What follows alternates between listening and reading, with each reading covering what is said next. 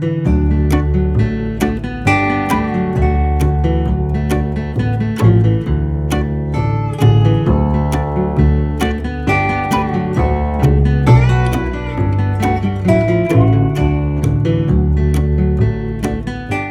we're looking at the spring central. That's where they used to, when you called, you'd plug in, and the Springs telephone system was started in 1894. It's the earliest, or one of the earliest, in Somerset County.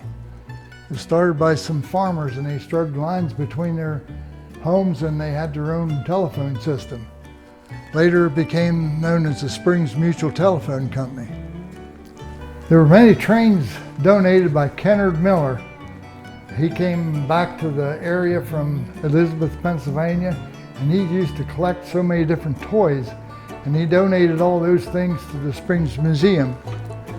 And we set up one display here. There's a bunch of them over there also, you'll see later. They're standing up. The lantern, one lantern there is from the Jennings Railroad. That Jennings Railroad was a spur line that ran from Maresdale up to Jennings.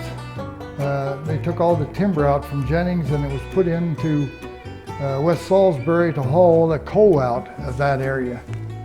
And it was a 30-mile line, and it's one of the longest spur lines they had on the B&O.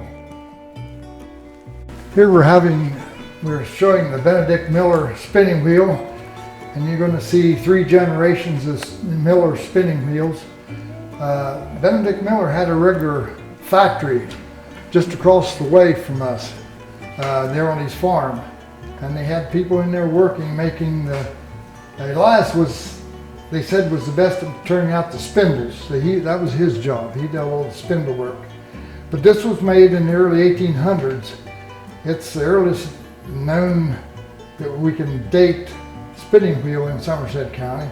They may be older, but the Miller tradition, they signed or dated their things. So we know he died in 1838, so we know it was done probably in early 1800. And this is Elias Miller, his son.